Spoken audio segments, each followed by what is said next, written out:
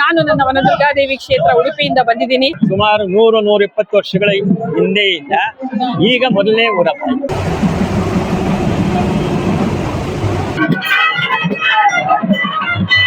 ನನಗೆ ಗೊತ್ತಿರಲಿಲ್ಲ ಇಷ್ಟೆಲ್ಲ ದೇವ್ರ ಸೇವೆಯನ್ನು ಈ ತರನೂ ಮಾಡ್ತಾರೆ ಅಂತ. ಹಾಯ್ ಹಲೋ ನಮಸ್ಕಾರ ಬಂಧುಗಳೇ, ನಾನು ಇವತ್ತು ತಲಘಟ್ಟಪುರದ ಶ್ರೀ ಮಾರಮ್ಮ ದೇವಸ್ಥಾನ ಹಾಗೂ ಶ್ರೀ ಕಾಲಭೈರವ ದೇವಸ್ಥಾನಕ್ಕೆ ಬಂದಿದ್ದೀನಿ.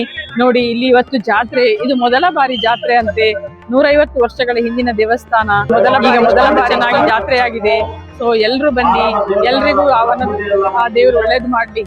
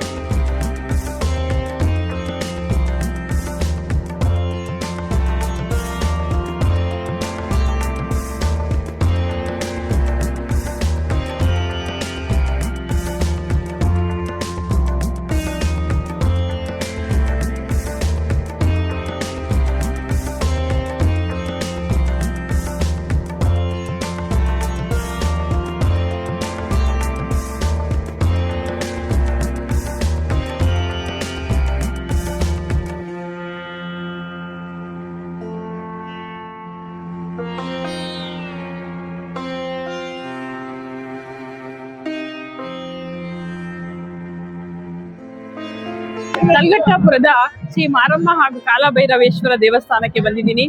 ಇಲ್ಲಿ 150 ವರ್ಷದ ಇತಿಹಾಸದ ಇದು ದೇವಸ್ಥಾನ. ಇವರು ನಮ್ಮ ಆತ್ಮೀಯರು ಅನ್ನದಾನಪ್ಪ ಅಂತ. ಇವರೆಲ್ಲ ಟ್ರಸ್ಟ್ಗಳು ಸೇರಿ ಈ ದೇವಸ್ಥಾನವನ್ನು ನಿರ್ಮಾಣ ಮಾಡಿದ್ದಾರೆ. ಇದು ಮೊದಲ ಬಾರಿ ಇಲ್ಲಿ ಜಾತ್ರೆ ಆಗ್ತಾ ಇದೆ. 150 ವರ್ಷಗಳಿಂದ ಇದು ಹಾಗೆ ಇತ್ತಂತೆ. ಈ ವರ್ಷ ಬಹಳ ವಿಜೃಂಭಣೆಯಿಂದ ದೇವಸ್ಥಾನವನ್ನು ನಿರ್ಮಾಣ ಮಾಡಿದ್ದಾರೆ ಎಲ್ಲರೂ ಸೇರಿ. ಸೊ ನಾನು ನನ್ನ ವನದುರ್ಗಾದೇವಿ ಕ್ಷೇತ್ರ ಉಡುಪಿಯಿಂದ ಬಂದಿದ್ದೀನಿ. ಇವರು ನನ್ನನ್ನು ಈ ದೇವಸ್ಥಾನಕ್ಕೆ ಕರೆದಿದ್ರು. ನಾನು ಇವಾಗ ಅವರಿಗೆ ನನ್ನ ವನದುರ್ಗಾದೇವಿಯ ಪರವಾಗಿ ಸಣ್ಣದಾದ ಒಂದು ಮೊಮೆಂಟವನ್ನು ಅವರಿಗೆ ಅರ್ಪಿಸ್ತಾ ಇದ್ದೀನಿ. ನನ್ನ ದೇವಿಯನ್ನು ಅವರ ಕೈಗೆ ಕೊಡ್ತಾ ಇದ್ದೀನಿ.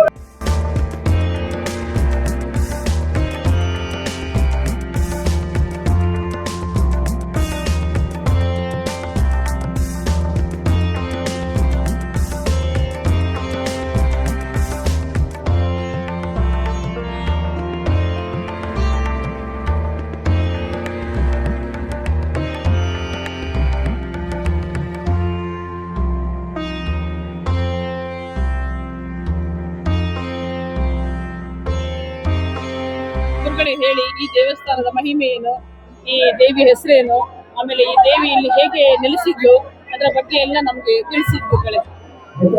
ಈ ದೇವಸ್ಥಾನ ತಲಘಟ್ಟಪುರದ ಮಾರಮ್ಮ ಅಂದ್ರೆ ತಲಘಟ್ಟಪುರಕ್ಕೆ ಅಮ್ಮ. ಸುಮಾರು 100-120 ವರ್ಷಗಳ ಹಿಂದೆಯೇ ಇಲ್ಲಿ ಮಾರಮ್ಮ ದೇವಸ್ಥಾನ ಬಹಳ ಚೆನ್ನಾಗಿ ಇತ್ತು. ನಮ್ಮ ತಾತ ಮುತ್ತಾದಿರ ಕಾಲದಲ್ಲಿ ಇದು ಬಹಳ ಜೋರಾಗಿದ್ದಂತ ದೇವಸ್ಥಾನ. ಕೆಲವು 100 ವರ್ಷಗಳ ಹಿಂದೆ ಇಲ್ಲಿ ಕೊಂಡ ಎಲ್ಲ ದೇವ್ರ ಪೂಜೆಗಳು, ಆಮೇಲೆ ಎಲ್ಲ ದೇವಸ್ಥೆಗಳದು ಎಲ್ಲ ನಡೀತಾ ಇತ್ತು. ಅಷ್ಟು ಪ್ರಸಿದ್ಧಿಯಾಗಿದ್ದಂಥ ಆ ಕಾಲ.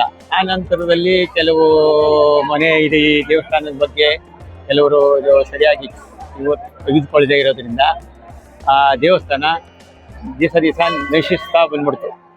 ಆದರೆ ದೇವರ ಮಹಿಮೆ ಅನ್ನೋದು ಅವಾಗೂ ಇತ್ತು, ಇವಾಗೂ ಇತ್ತು. ನಮ್ಮ ಪ್ರಕಾರ ನಾವು ಸಣ್ಣ ಹುಡುಗರಾಗಿದ್ದ, ನಾನು 5-6 ವರ್ಷದ ಹುಡುಗಾಗಿದ್ದ, ನಮ್ಮ ಜಮೀನೆಲ್ಲ ಇದೇ ರೋಡಲ್ಲಿ ಇದ್ದು ಇಲ್ಲೇ ಹೋಗ್ತಾ ಇದ್ದು. ಬೆಳಗ್ಗೆ ಬಂದು ಅಮ್ಮನ ನಮಸ್ಕಾರ ಮಾಡ್ಕೊಂಡ್ರೆ ನಾವು ಹೋಗ್ತಾ ಇದ್ದೀವಿ. ಈ ಅಮ್ಮನ ದೇವಸ್ಥಾನ ಅಲ್ಲಿ ವಜ್ರಮನೇಶ್ವರ ದೇವಸ್ಥಾನ,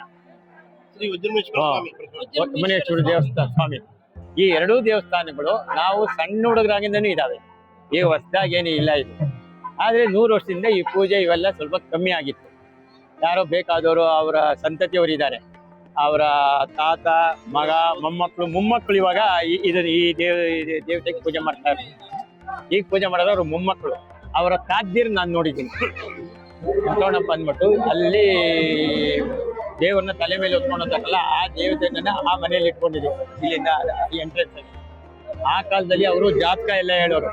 ಇಡೀ ನಮ್ಮೂರಿಗೆ ಈ ದೇವಸ್ಥಾನದ ಪೂಜೆ ಮಾಡ್ತಾ ಇದ್ದು ಇವರು. ಎಲ್ಲಾರ್ದು ಭವಿಷ್ಯ ಇವೆಲ್ಲ ಆ ಕಾಲದಲ್ಲಿ ಹೇಳ್ತಾರೆ, ಅವ್ರೊಬ್ರೇನೇನೆ. ಯಾಕಂದ್ರೆ ನಾನು ಹುಟ್ಟಿದಾಗ ನನ್ನ ಜಾತಕ ಬರೆದವನು ಅವರೇನೇನೆ. ನಮ್ಮ ಅಕ್ಕದಿರ್ದು, ನಮ್ಮ ತಂದೆ ಕಾಲ ಇರ್ದು ಆ ತರ ಅವ್ರು ಪೂಜೆ ಮಾಡ್ಕೊಂಡ್ ಬಂದಾರ. ಅವ್ರ ಸಂತತಿಯವರು ಈಗಲೂ ಇದ್ದಾರೆ.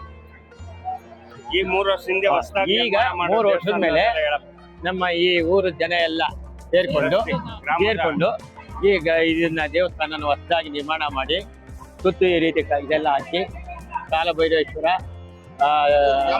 ಗ್ರಾಮದ ಮಾರಮ್ಮ ಇಬ್ಬರನ್ನು ಪ್ರತಿಷ್ಠಾಪನೆ ಮಾಡಿದ್ರು. ಅದ್ರ ಪ್ರಯುಕ್ತ ಈಗ ಊರ ಗ್ರಾಮಸ್ಥರು, ಊರ ದೊಡ್ಡವರು, ಹುಡುಗರು, ಸಣ್ಣವರು ಪ್ರತಿಯೊಬ್ರು ಸೇರ್ಕೊಂಡು ಈಗ ಈ ಊರ ಹಬ್ಬ ಅಂತ ಹೇಳ್ಬಿಟ್ಟು ಮಾಡ್ತಿದ್ದೀವಿ. ಇದು ಮೊದಲನೇ ಊರ ಹಬ್ಬವೇ? ಹಾ, ಇದೆ. ಸುಮಾರು 100-120 ವರ್ಷಗಳ ಹಿಂದೆಯಿಂದ ಈಗ ಮೊದಲನೇ ಊರ ಹಬ್ಬ ನಮ್ಮ ಕಾಲೇಜ್. ನೋಡಿ, ಇವಾಗ ಕೊಂಡಕ್ಕೆ ಬೆಂಚಿ ಹಚ್ಚುತ್ತಾ ಇದ್ದಾರೆ. ಇದರ ಮೇಲೆ ನಾಳೆ ನಡ್ಕೊಂಡು ದೇವರ ಒಳಗಡೆ ಹೋಗ್ತಾರೆ.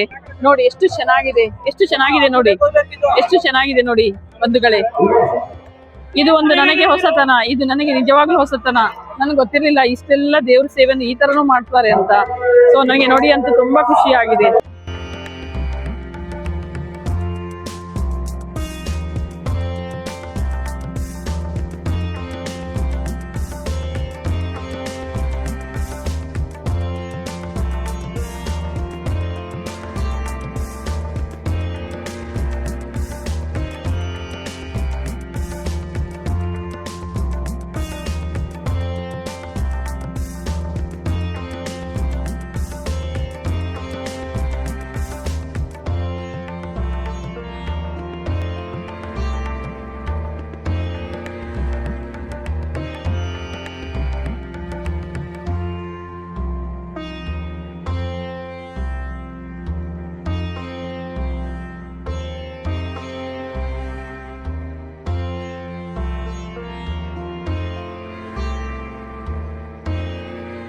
ವೀಕ್ಷಕರೇ, ಬಂಧುಗಳೇ, ನೀವು ಎಲ್ಲಾದ್ರೂ ಬೆಂಗಳೂರಿಗೆ ಬಂದ್ರೆ ಈ ದೇವಸ್ಥಾನಕ್ಕೆ ಬನ್ನಿ. ಇಲ್ಲಿ ದೇವಿಯ ಶಕ್ತಿ ಮಹಿಮೆ ತುಂಬಾ ಚೆನ್ನಾಗಿದೆ ಅಂತ ಇವ್ರು ಹೇಳ್ತಾ ಇದ್ರು. ಸೊ ನಾನು ಅದಕ್ಕೋಸ್ಕರ ಬಂದಿದ್ದೀನಿ. ನೀವು ಬರ್ಬೇಕಂತ ನಿಮ್ಮ ಹತ್ರ ಕೇಳ್ಕೊತಾ ಇದ್ದೀನಿ.